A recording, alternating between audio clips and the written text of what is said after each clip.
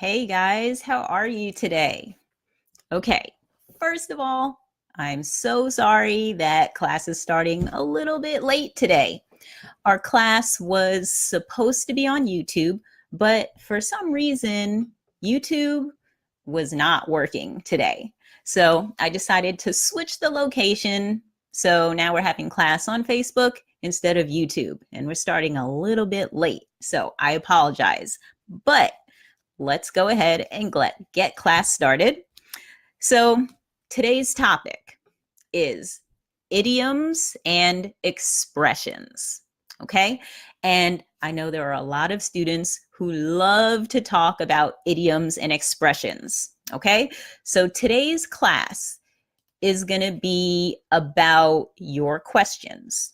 Okay. So we're going to talk about what idioms and expressions you still have trouble understanding in English. Okay, so maybe you've heard an idiom or an expression in a TV show, in a movie, in a conversation with other people.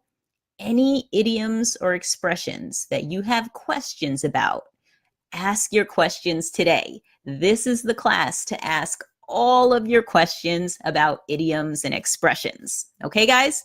So we're going to go ahead and get started. Hey, Manira, I see you. And we're going to start with introductions. So really quickly, all you guys need to tell me to get started is what's your name and what country you're from. Okay, those are the most important questions for me. Just tell me what your name is and what country you're from. And I just put that in the comments so that everyone can see. When you get to class, tell me what your name is and tell me what country you're from. Now, here's the other really important question for today. Okay, the question is, what expressions do you have questions about? Okay, what expressions do you have questions about? That's the important question for today, because today I want to answer any questions that you guys have. All right, so you guys are kind of in control today. We'll talk about any expressions or idioms that you want. Now, if you guys don't have questions, I have some common ones that we can talk about, but I want to make sure I answer your questions first. So, Jimmy, I see you. Or sorry, not Jimmy, Eddie. Your name is Eddie. I see you. Welcome to class. All right. So I see a lot of other people here. I know you guys know I can see you. I can tell how many people are watching. Only 2 people have introduced themselves. So if you're here watching the class, tell me what's your name and what country you're from. If there's an idiom or expression that you have a question about, make sure you put that in the comments too, because we're going to start talking about those in just a second. All right. Now, before we start class, very quickly, please give this video a thumbs up. If you like having free English classes, if this is helpful for you, please give this video a thumbs up or give it a heart, a smiley face, whatever you want. Okay, Zakir, hello, welcome from Pakistan. And Luis, hey, how are you? All right, so a quick comment for anyone who watches the recording on YouTube. If you're watching this on YouTube and you want to participate, you want to put comments in, make sure you turn your phone like this and then go all the way to the bottom and you can leave your comments there. Now, I'm checking the comments and I'm waiting for the first questions about English expressions or English idioms. Tell me what idioms or expressions you guys have questions about. Okay, so I'm going to give you guys a couple of minutes. Make sure you put in your name, what country you're from, but also tell me what expressions or idioms you have questions about today. All right, now the other thing I'm going to do is I have my phone here. I did post something on the Facebook page that asked people what expressions they wanted to talk about today. So I'm just going to check and see if there are any questions there because I want to make sure I answer those too. Now, let's see. Any new people here? All right, no one new is here yet. And if we don't have any questions about expressions, I'll bring some up that we can talk about. But let me check first. Any questions about expressions? Atef, hey, how are you? You haven't been here in a while. Where have you been, Atef? And also, you other people that are here watching this, if you don't have any questions and you already gave this video a thumbs up, tell me, how is it going? How is your day today? Tell me how you guys are. We don't really get to talk about that a lot. So tell me, how's it going? All right, Eddie, I see a comment from you. Eddie's comment, I would like to know how to use absolutely in a sentence. All right, so Eddie, today's class is about idioms and expressions. Okay, so we're not really talking about vocabulary like that right now, the word absolutely. So let me see if we get any questions. Maybe at the end of class, we can talk about that. Okay, Eddie, but today's class is about idioms and expressions. All right, so let me see. Oh, there was a comment. All right, let me see. What was the question? I remember now. All right, so somebody asked about the expression giving up on someone. Okay, giving up on someone. And I'm going to type it in so that you can see it. But giving up on someone is a common expression or a common phrase in English. All right, so I'll explain what that one means. And this question came from, it looks like Noe. So hopefully Noe sees this. So giving up, let's talk about that part first. Giving up means you quit. You're not going to try something anymore. You're not going to do something anymore. That's what giving up means. Now, giving up on someone, that's a little bit different, but they're close. The meanings are close. So when you give up on someone, it means that you're going to stop trying to help someone, or you're going to stop trying to support someone. Okay, that's what giving up on someone means. So let me give you an example, because I know that's one of the best ways to help you guys understand these things. Giving up on someone. If I was going to use it in a situation, here's a situation where you might use it. If I had a student, right? I used to be a teacher in a school. I used to teach little kids. So sometimes we have students who just really struggle. They have a hard time. They can never find their book. They can never find their pencil. They can't find their coat. They can't find their book bag. Their things are all over the place. I had a student like this. And at first, everybody wants to help that student. Oh, where's your bag? Okay, let's go find it. And what about your pencil? Where did you see it last? At first, everybody wants to help this person who's struggling. But after a month, 3 months, 6 months, a lot of teachers gave up on that student. They stopped trying to help him because they didn't see any improvement. So when you're helping someone over time, hopefully you want to see that they're getting better at what you're helping them with, right? You want to see that the person who can never find their backpack, maybe they find it sometimes. You want to see improvement. But if you're always helping someone and they never improve, they never get better at finding their backpack, at finding their pencil, at finding their notebook, when there's no improvement, that's frustrating. And then a lot of people give up on that person. Okay, so that's how you would use that phrase. Now, I will tell you the rest of that story. I did not give up on that student. I was the only teacher who did not give up on that student. Everyone else gave up on him because it was really hard to deal with him sometimes. He just never seemed to be able to find anything, no matter how much you help him. But I didn't give up on him. I kept trying to find new ways to help him improve. And he didn't actually improve very much, but at least I didn't give up on him. So that's how you use that expression. Now, I see a couple of other ones here. Or will I see some comments? Assad, hello, welcome to class. All right, Atef has a question. What does "you are bananas" mean? So to be, but I want to make sure I spell it correctly. Bananas. Okay, yes. To be bananas. What does that mean? All right, I'm going to give you guys 10 seconds. Maybe somebody here knows what that means. But if not, I'll explain to you guys. Tanya, hey, welcome to class, Tanya. To be bananas. Okay, so I'm not sure if anybody out there knows what that means, but to be bananas is a phrase that we use to say that someone is crazy. Okay, bananas means crazy. Why we use bananas to mean crazy, I have no idea.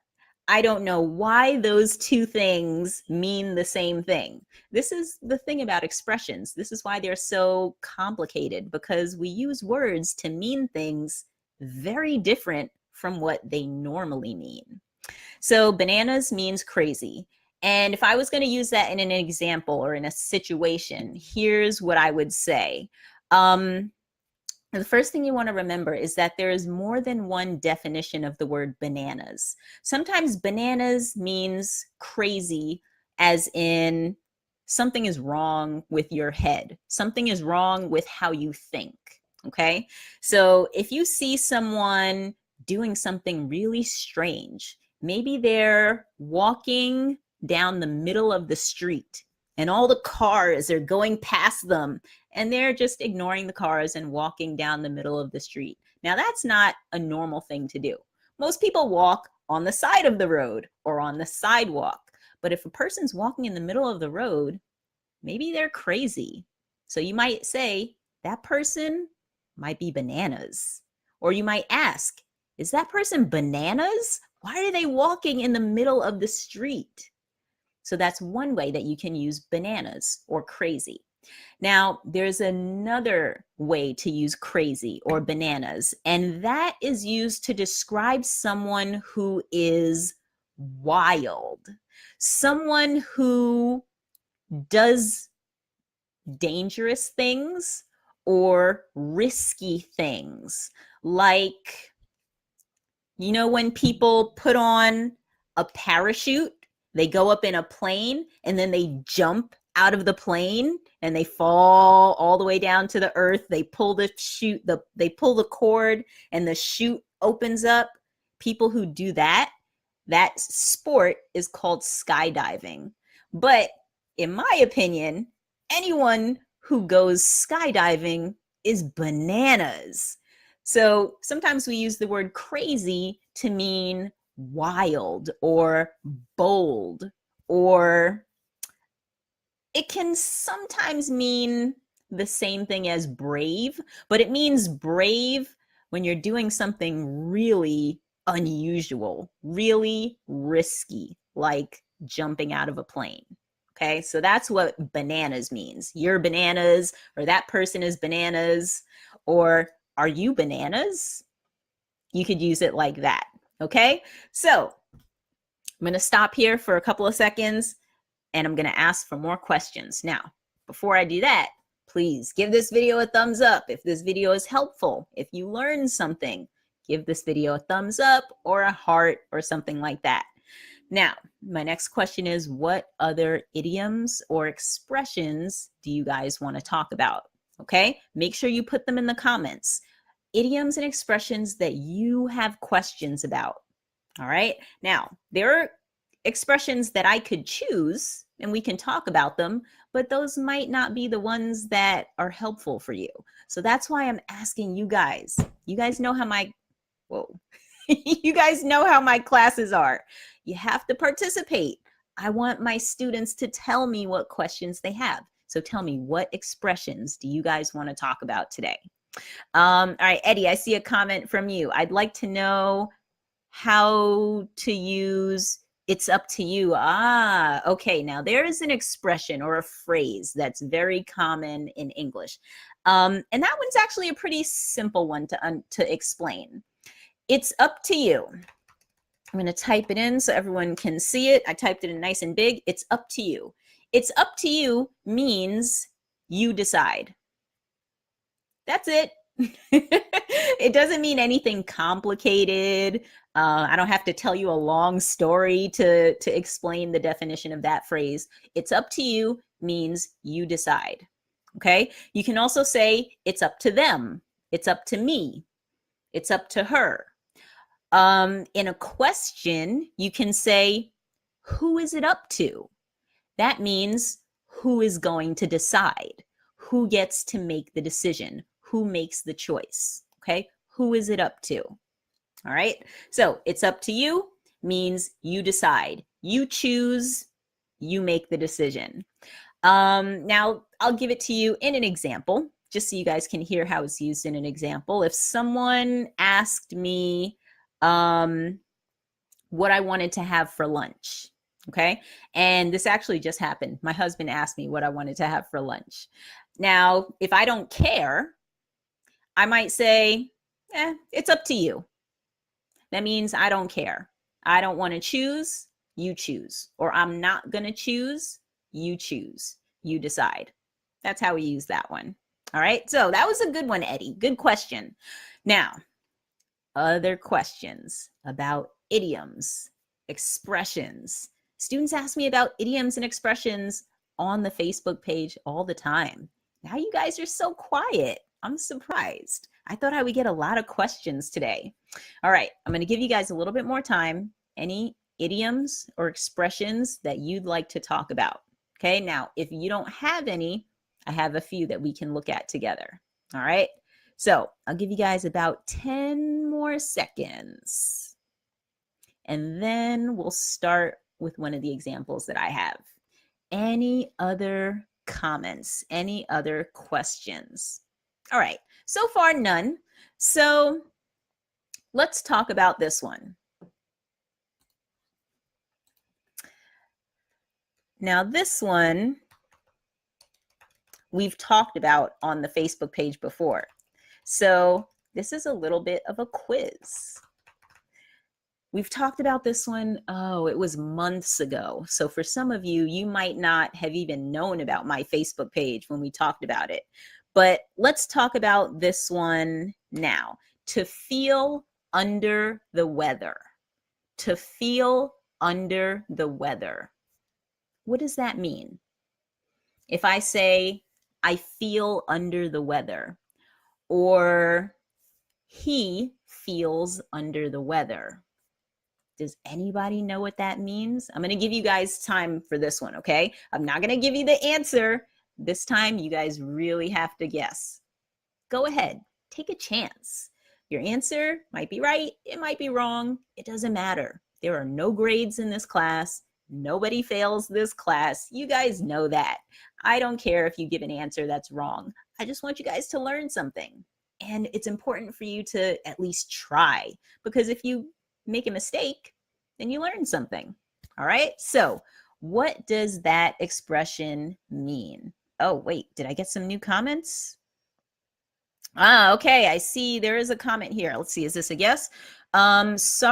Hey, Same, you're late today. That's all right. Don't worry about it. All right. We're talking about expressions and idioms. If you have any questions, put them in the comments. And right now we're talking about to feel under the weather. What does that mean? To feel under the weather. I have to say, I know that some of you guys were here when we talked about this expression. So where are your guesses? I'm wondering, do you guys remember this one? Oh, Miriam. I think I missed your name before, Miriam. I was just looking back at the comments. Let's see. Anybody know what that one means? To feel under the weather. Manira. Manira, you're kind of close. To feel cold. It doesn't mean you feel cold like you need a coat or you need a sweatshirt. It's not that kind of cold, okay? Oh, Manira, your second comment, that's correct. To feel under the weather means you feel sick, okay? Means you're not feeling well. You feel ill. And here's another thing to remember about feeling under the weather. We use that phrase to describe when we're feeling a little bit sick, okay? So if you would stay home from school or you would stay home from work, that's a good time to use that phrase. I'm feeling under the weather. I'm not coming into school today, or I'm not coming into work today. Now, if you're really, really sick, like sick in the hospital, sick, we don't use the phrase feeling under the weather. Feeling under the weather is not for something that serious. It's for when you need to stay home, okay? But if you're really, really sick, we don't use that phrase, all right? But Manira, good job. I hope you remembered that from when we talked about it before. Now, let's see. There's another comment here from Tanya. Tanya, your comment says, I don't understand, but I'm not sure what you're talking about, Tanya. So tell me what it is you don't understand, and I'll be happy to explain. All right, Tanya? Now, Manira, very good. You're the only one who got that one right. Now, there's another one that we've talked about. And again, we've talked about this on the Facebook page. So if you use my Facebook page, you should know this expression. This one is another common one. To let the cat out of the bag. To let the cat out of the bag. Luis, to not feel well. Yes, feeling under the weather means you don't feel well. You feel sick, okay? I will say, Luis, for your sentence, the word yet, you don't need that word in that sentence, okay? I'm feeling under the weather means I don't feel well. That's it. Now, the new phrase that we're talking about, the new expression that we're talking about is to let the cat out of the bag. Now, Manira got the last one right. Let's see who can tell me what this expression means. Maybe it'll be Manira again. What does that expression mean? To let the cat out of the bag. We've talked about this one. So what do you guys think? Take a guess, even if you're not sure. To let the cat out of the bag. What could that mean? What do you think? I'll give you guys 10 more seconds. To let the cat out of the bag. Same, I feel tired. You're probably talking about feeling under the weather. Under the weather does not mean tired, okay? It means sick. That's what it means, all right, Same? And Abdel Rahman, good to see you. Welcome to class. We're talking about expressions and idioms. Right now, the phrase that we're talking about is to let the cat out of the bag. What does that mean? To let the cat out of the bag. All right, now I think there are a couple. Oh, yep, I missed a comment. Let's see. How is an expression? Oh, okay, Tanya. So you're asking about that phrase, I don't understand. Let's see. I'm just trying to understand your question, Tanya. How must to understand under? Under in understand? Is that what you're asking about? The word under in understand is not a preposition. Understand is one word. Okay, so you don't have a preposition as part of a word. Understand is one word and it means it makes sense. Okay, so there's no preposition in that word understand. The word under alone, that word is a preposition, but understand, it's not a preposition anymore. Okay, understand is a verb. All right, Tanya, I hope that helped. Now, to let the cat out of the bag. To let the cat out of the bag. I see the answer. So, Abdel Rahman, you said carelessly. One word is not enough to explain that expression, to let the cat out of the bag. But Luis has more information, and that looks correct. So Luis says to let the cat out of the bag means to reveal a secret by mistake or carelessly. Okay? So when you reveal a secret or you reveal information. Now, reveal is a little bit of an advanced word. Reveal means to show or to share. Okay? So if you share information that you shouldn't share, that's called letting the cat out of the bag. Okay? Usually it's something that you do by mistake, like Luis said. Or it could be that you shared the information because you just don't really care about keeping it a secret. Okay, so that's carelessly. You just don't care about keeping it a secret. If you share information that way, it's called letting the cat out of the bag. All right, now that's a common one in English. And here's a way that you might hear it used in a conversation. This is a real situation. This is something that happened to me. So I have a friend who's graduating from school soon, and some friends got a card, and we all signed the card so we could give it to our friend. His name is Brian. And before we gave him the card, we had to make sure everyone signed the card. So we were sending each other messages. Did you sign the card? Yes, I signed it. Did you sign it? Yes, I signed it. Now, one friend sent out a group message about the card and said, make sure you sign the card for Brian. So she was reminding everyone to sign the card. But she included Brian in the message. So Brian got a message saying, don't forget to sign the card for Brian. Now, we were trying to keep the card a secret. We didn't want him to know. But this one friend forgot. She made a mistake. She sent the message out to a group of us, but she included Brian. So she let the cat out of the bag. Okay? She shared information. We have a card for Brian with the person that we didn't want to share the information with. All right? So that's one way that you might hear letting the cat out of the bag used in a conversation. Now, Manira, something unexpected. You're close.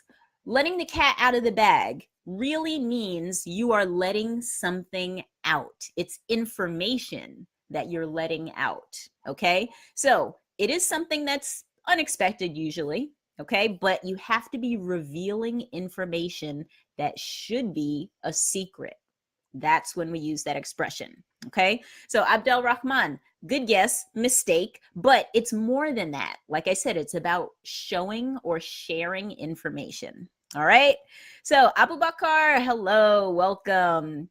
Tanya, you're good. All right. That explanation helped you. And Same, you're tired. Well, Same, if you're tired, go to sleep. You can watch this video later. You don't have to watch it now. All right, guys, we have about 10 more minutes. Now, there are other expressions that we can talk about, but like I said, I want to make sure I answer your questions first. What idioms or expressions do you have questions about? Okay, what idioms or expressions do you guys want to talk about? Now, I'm going to give you guys a little bit of time to think about it and type in any questions that you have in the comments. Okay, while I'm waiting for that, I'm just going to give you guys a little bit of information. I hate when the picture does that. It gets blurry and then it gets clear again. So I just want to remind you guys, I have an English club. For those of you who are not in my English club, you need to join my English club. If you really want to improve your English skills, I'll send you things to help you study, videos, podcasts, articles to read, study tips, things to help you practice your listening skills. All of those things. If you're interested in those, join my English club. All the links that you'll need to join my club, find my YouTube channel, and all those other things, I'll post those in the comments at the end of class. So make sure you look for them, okay? Now, second thing, I teach private classes and small group classes. So if you guys are looking for classes where you can talk to me, where I can help you with your pronunciation, Okay. A live class is really the only way to help people with things like that. Pronunciation, putting the stress or emphasis on the right part of a word, the right part of a sentence. If you want to practice your conversation skills, you need a class like that, the small group classes or the private classes. Okay, so I'll post a link for that at the end of class. Also, some of you guys know I have a YouTube channel. I have about, I looked recently, there are 50 videos, almost 50 videos. I think 47 or 48. That's a lot of videos with a lot of information, a lot of study tips, a lot of practice for you to do, a lot of listening practice, a lot of writing practice. So make sure you check all those things out. All right. Now, it looks like we don't have any more questions. So I have another expression for you guys. Let's see, which one should we talk about? Oh, wait, I have an idea. There's another one that we talked about on the Facebook page. So I want to see if you guys remember it. To break the bank. To break the bank. I remember talking about this one not that long ago. It was maybe a few months ago. So if you've used my Facebook page, if you've been using my Facebook page, this expression should be familiar. To break the bank. What does it mean? I'll give you guys 10 seconds. To break the bank. And then I'm going to quiz you guys on a little bit of slang after that. We'll talk about one slang expression after that. So, to break the bank, what do you guys think? Any guesses? To break the bank. All right. So, you guys forgot this one. Let's talk about it. Let's review. Atef, put yourself in my shoes. All right. You know what, Atef? I like that one. After we talk about to break the bank, we'll talk about that expression that you asked about. Okay? So to break the bank means to spend a lot of money or to cost a lot of money. Okay? That's what to break the bank means. All right? So here's how you might hear it used in a conversation. If we're shopping, okay? Let's say we're in a clothes store. I look at a shirt and I look at the price. And let's say the price of the shirt is $200 US. Now, I don't know about you guys, but for me, that's a lot of money. $200 US for one shirt. If I saw that price tag, I would say, wow, that would break the bank. Okay? That would cost me a lot of money. That would break the bank if I bought it. Okay? Another way you can use it is if you see the shirt, okay, same shirt, look at the price tag, same price, I might say, wow, $200. That's a lot of money, but this shirt is beautiful for this shirt. Okay? So now the shirt isn't breaking the bank. I am breaking the bank. I'm willing to break the bank for this shirt. That means I'm willing to spend a lot of money for this shirt. Okay? And here's a way that you can remember this expression, because this one comes up a lot. So I think about ways that you guys can remember it. A bank in English, or I shouldn't say in English, but in the United States, a bank that you have when you're a little kid. I don't know if you guys are familiar with this, but it's a little thing. It's usually made out of like clay or maybe plastic or something like that. But they used to make them mostly out of clay or something that you could break. So you would put your money in the bank, you put your money in, but you can't really take the money out. there's no way to get the money out. There's just a little opening in the top so you can drop in a coin, or if you have a bill, you can fold up the bill and you can stick it in the little opening. But how do you get the money out? The money can't come out of that little opening.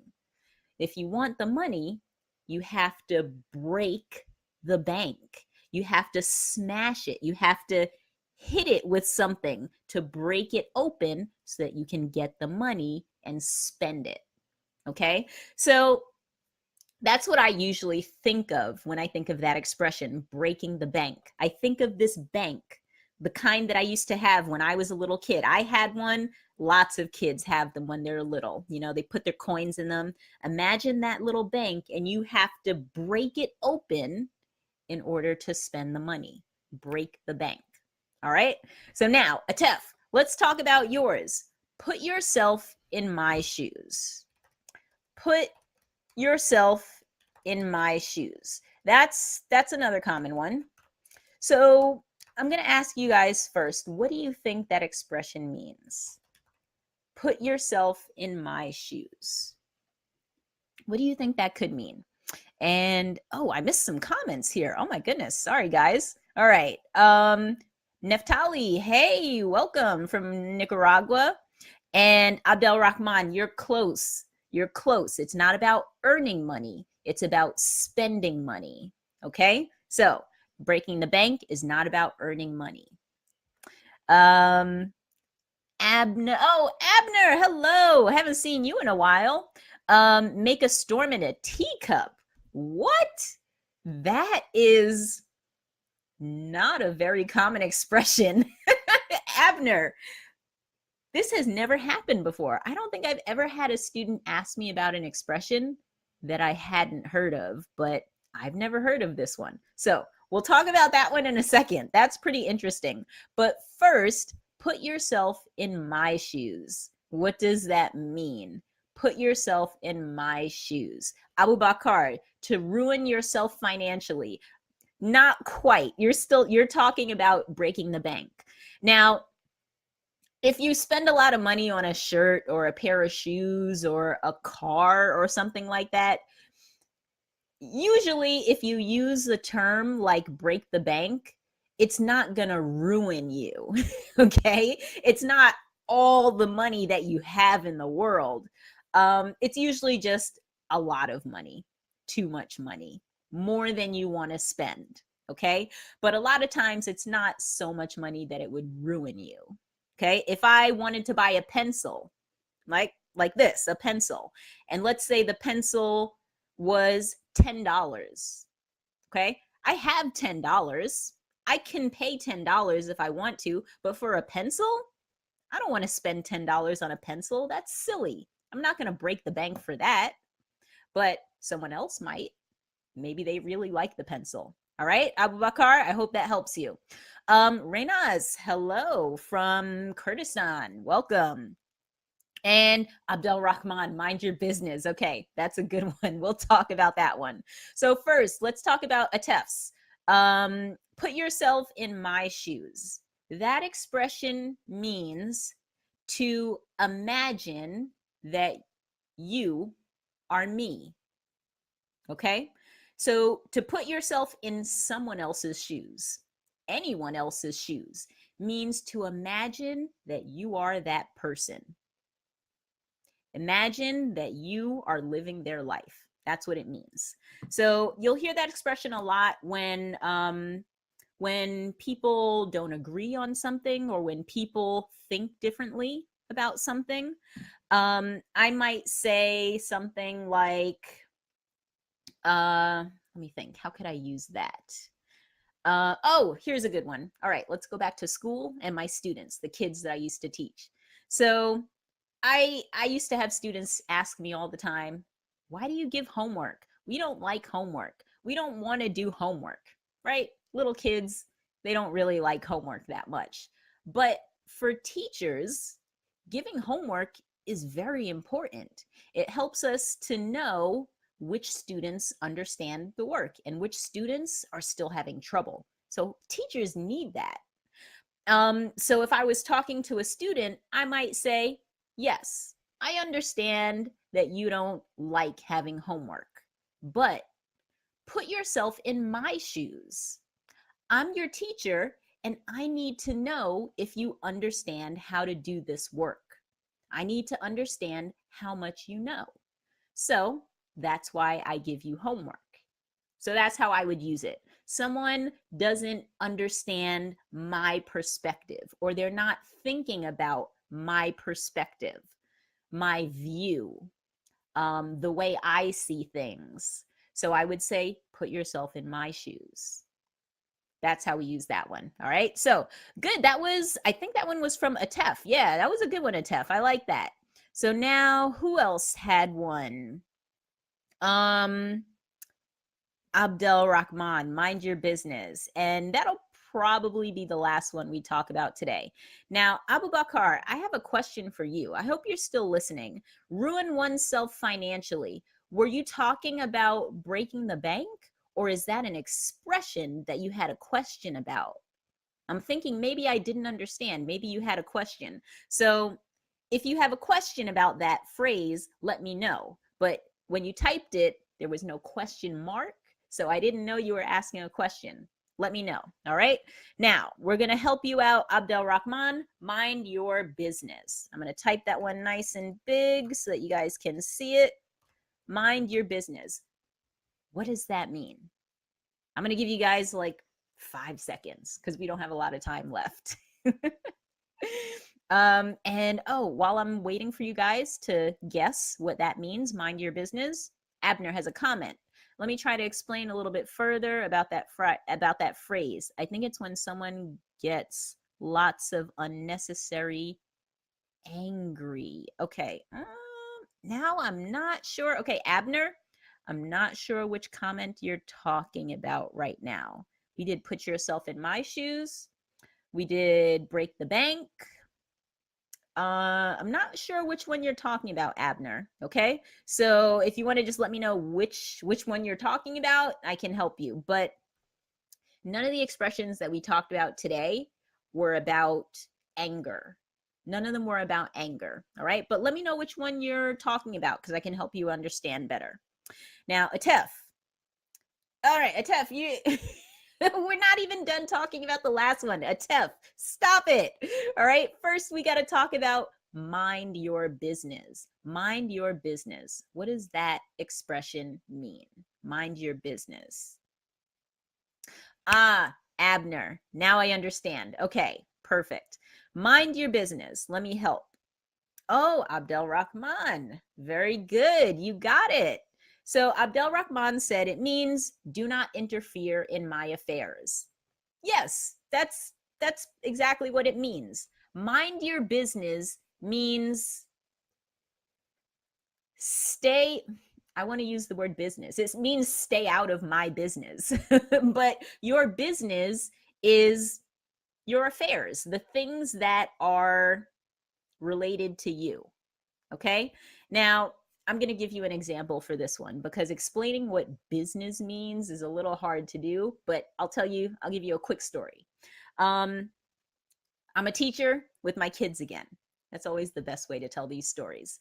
So, a lot of kids are curious, right? They see things, they want to know what it is. They hear things, they want to know what it is. They want to know why things happen. Kids are always asking questions. Okay. Sometimes when I was in the classroom, I would be working, or maybe I'd just be doing something personal. Like if it was lunchtime, I might be on my phone. And students would come up to me sometimes and say, "Hey, what are you doing?" Now, if I feel like sharing, then I'll tell them, "Oh, well, I'm checking my email, or I'm doing some work for this afternoon." If I don't feel like sharing, I could say, "You know what? You need to mind your business." Okay? Don't be worried about what I'm doing. Worry about your business, what you're doing, what you should be doing. Okay? So that's what mind your business means. It means don't worry about what I'm doing. Don't worry about this. This is my concern. These are my affairs. That's your stuff. your affairs. You mind your business, and I'll mind my business. Okay? Another expression you'll hear in English is mind your own business. Mind your own business. That's really common. You'll hear both of them. Mind your business, mind your own business. It means pay attention to your stuff. Stop paying attention to my stuff. And that one is a very useful one.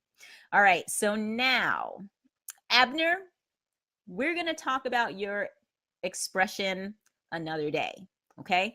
I always find it very funny that when I start these classes where I'm asking for questions, at the beginning of class, nobody has any questions.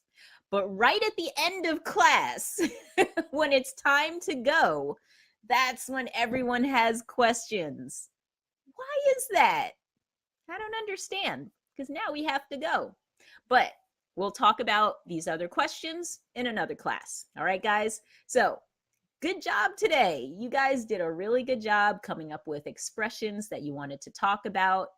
Now, I will say some of the expressions that we've talked about on the Facebook page, you guys need to practice some more. Most of you guys did not remember what those expressions mean. So you got to keep practicing over and over. You can't look at an expression one time and expect to remember it forever. That's not how it works. You have to review. You have to study again and again, and then you'll start to remember it. All right, guys? So, Eddie, your question, it means not your business. Yeah, mind your business means this is not your business. Go mind your business, which is over there with you. You're right, Eddie. All right. So we're going to end class for today, guys. Thank you so much for coming. Like I said, I'm going to post some links right after the class is done.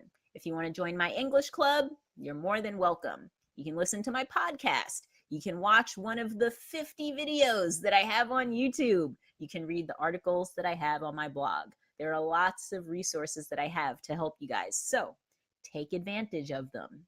All right. Now, were some of you guys in our last class where we talked about collocations? We talked about take advantage of. I'm pretty sure we talked about take advantage of. So I hope you guys remember that. And if you don't, you should go back and watch that class. Watching the old classes is really good practice for you guys. It's a great way to study and review. If you don't review, you're going to forget.